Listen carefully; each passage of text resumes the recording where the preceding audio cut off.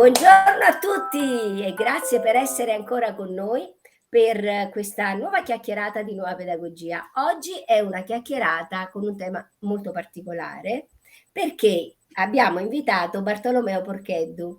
Ciao Bartolomeo, grazie per essere con noi. Grazie a te, ciao.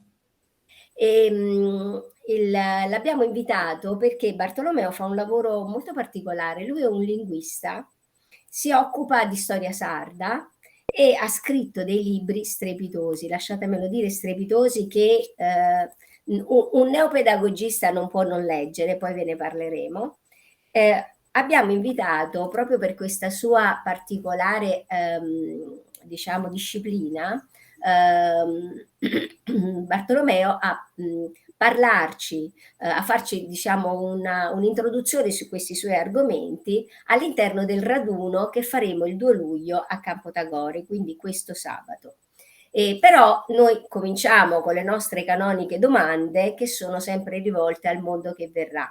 Per cui, caro Bartolomeo, secondo te la tua disciplina, cioè la linguistica, che ruolo avrà nel mondo che verrà? La linguistica è una scienza relativamente moderna, ha solo un paio di secoli di vita. Io penso che abbia un futuro davanti a sé molto importante, perché viene utilizzata e sta andando avanti, ha avuto dei progressi notevoli nella scienza cosiddetta delle popolazioni. Cioè si riesce a capire attraverso la linguistica che tipo di popolazioni hanno adottato un certo linguaggio e anche il movimento di determinate popolazioni in un territorio che può essere circoscritto oppure molto molto più vasto e racchiude ad esempio quello che viene chiamato in linguistica l'indoeuropeo, cioè un territorio abbastanza vasto che va dall'India alla Europa occidentale.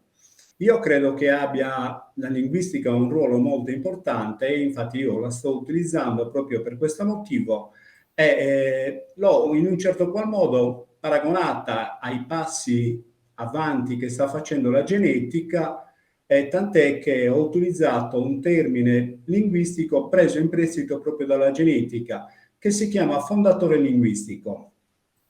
Attraverso il fondatore linguistico io in un certo qual modo riesco, a grandi linee ovviamente, a capire se una parola è stata coniata da una determinata popolazione, in questo caso dei sardi, oppure se è stata coniata da altre popolazioni. Ti faccio un esempio banalissimo. Prendiamo la parola peragula in sardo, che significa parola, proprio partiamo dal concetto di parola. La peragula non è nient'altro che proprio il suono, cioè la voce che esce, che passa attraverso la gola e si trasforma in suono. Quindi è perisagula in sardo, cioè attraverso la gola. Come facciamo a capire che questo termine è stato coniato dai sardi e non da altre popolazioni? È relativamente semplice perché ad esempio il peri lo troviamo anche in greco, lo troviamo pure in latino con per, però le due parole, cioè il composto perisagula, cioè peragula, lo troviamo solo in sardo perché sia in greco sia in latino non c'è questa fusione delle due parole. Pertanto noi attraverso questa parola riusciamo a capire che il concetto stesso di parola è antichissimo ed è un termine coniato proprio dal sardo. Prendiamo ad esempio una unità di misura dell'antichità, il cubito. Il cubitum, ad esempio, in latino, il cubit in inglese, era un'unità di misura che andava dal gomito alla punta del dito medio e misurava all'incirca 44,44 centimetri. Il cubit è stato utilizzato come unità di misura dagli inglesi sino a poco tempo fa, prima che passassero al sistema metrico decimale, però per loro il qubit rappresenta solo l'unità di misura, mentre invece per noi il qubit è anche il gomito, e cioè da questo riusciamo a capire che il gomito, e che gli inglesi chiamano elbow, è diciamo, la parola che ha dato vita all'unità di misura. Dal momento che gli inglesi non chiamano il gomito con cubitu, come lo chiamano in sardo, questo significa che non sono stati gli inglesi a coniare quel termine, quindi e loro si rifanno solo su unità di misura, ma una popolazione, cioè noi, il sardo. Un Posso dire una altro. cosa, io quello che trovo veramente straordinario del tuo lavoro è, vabbè, io tu come sai ho deciso di venire a vivere in Sardegna perché sono sempre stata molto affascinata da questa terra e quindi ho deciso di trasferirmi qui 3 anni fa, definitivamente. Però avevo delle intuizioni sulla vostra terra. Invece, quando poi anni fa ti ho incontrato su un libro, cioè mi ricordo, avevo letto un articolo su di te, che diceva che tu stavi dimostrando scientificamente che non è il sardo a derivare il latino, ma è il contrario, cioè è il latino che deriva dal sardo. Io ho detto, quest'uomo è un genio. Quindi averti incontrato per me è stata una grande fortuna. Ma adesso, nel presente, che cosa stai facendo per implementare, diciamo, la diffusione di questi tuoi studi? Ecco, mi riallaccio proprio a quello che hai appena detto, cioè al sardo e il latino, il sardo che arriva prima del latino e non viceversa. Ecco, questa è stata proprio la chiave che mi ha fatto aprire una porta e una volta aperto quella porta mi sono trovato davanti un paradiso terrestre in termini linguistici, ovviamente, perché il terreno era completamente vergine, aperto. E questo è una cosa molto importante perché sino a pochissimo tempo fa, quando si pensava che il sardo derivasse dal latino, che fosse il latino la lingua madre dei sardi, cioè non veniva fatto uno studio sulle parole in questo modo, nel modo linguistico futurista, come stavamo dicendo poco fa, ma tutto quello che di sardo era somigliante al latino derivava dal latino, quindi noi non potevamo andare oltre il latino, oltre quindi il periodo romano. Quando invece io ho scoperto che il latino era una lingua ibrida, cioè una lingua costruita a tavolino, nel momento in cui i romani hanno conquistato il meridione dell'Italia in cui erano presenti le colonie greche, ecco allora da quel momento lì, quando ho capito questo, quando poi oltretutto ho trovato le prove, naturalmente che ho pubblicato, quando ho capito questo, ho capito che il sardo poteva essere utilizzato anche per un periodo precedente al periodo romano. E allora sono andato oltre, quindi sono andato a vedere cosa c'era prima di Roma nel Mediterraneo antico. Ecco, questo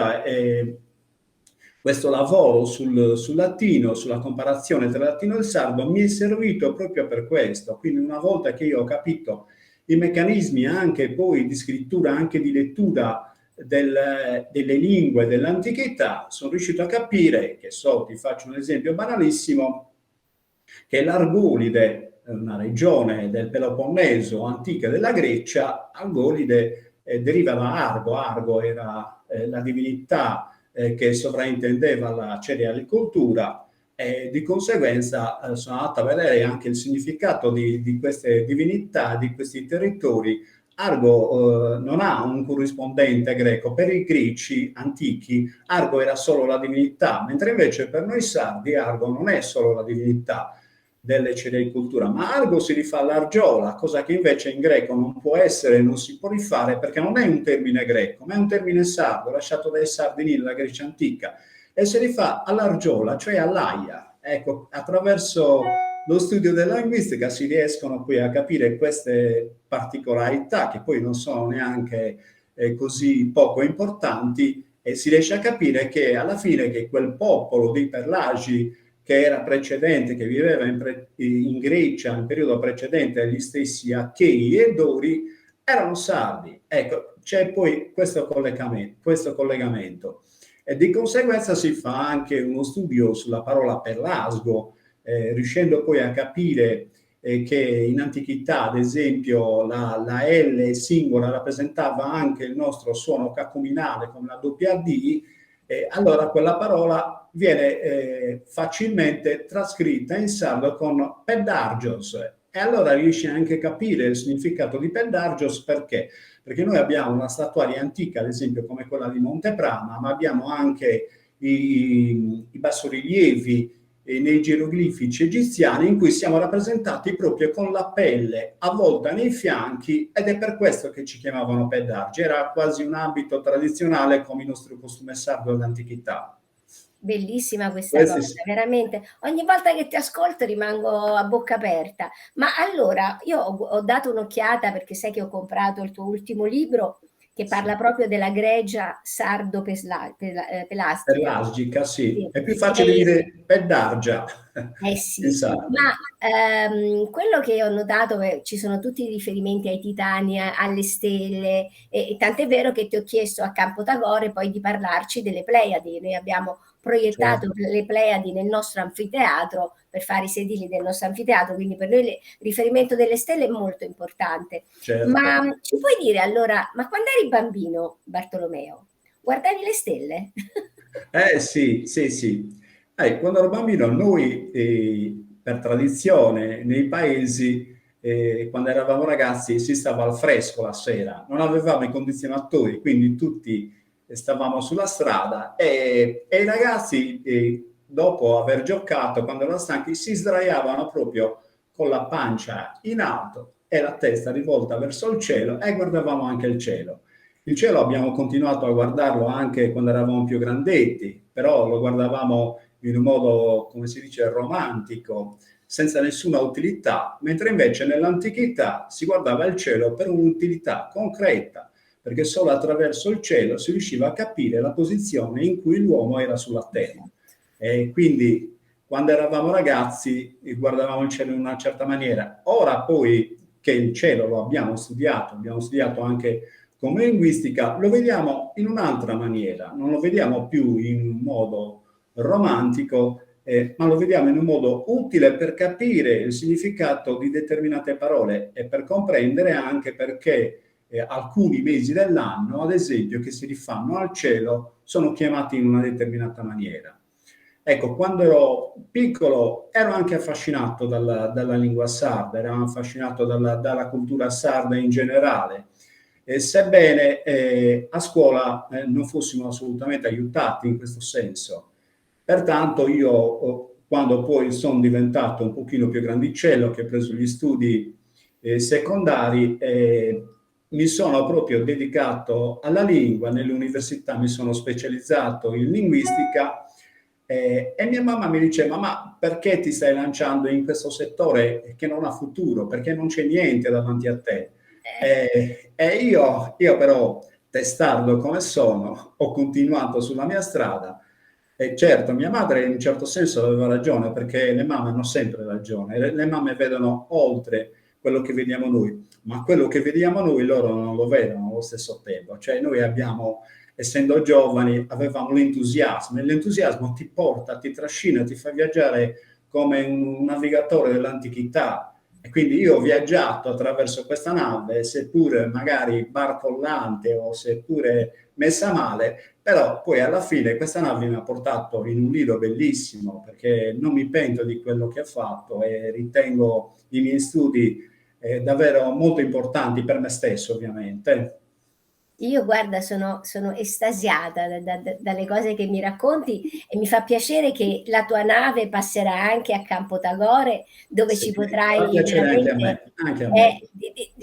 ci potrai illustrare tutte queste meraviglie che hai studiato, perché poi ovviamente certi ragionamenti, certi nutrimenti, li puoi dare a quelle persone che li stanno cercando, perché questi non Certo. è che sono purtroppo ragionamenti che si possono fare al telegiornale, cioè capito? Queste sono cose talmente, volano talmente alto che devi trovare poi le persone Quella che persona amano, che ha voglia di ascoltare, che certo, certo. cercano questo tipo, che capiscono che, questo noi lo diciamo a Scuola Gire da quando abbiamo iniziato il progetto, che tutti i libri di storia sono mendaci, dicono bugie, sono basati su non verità.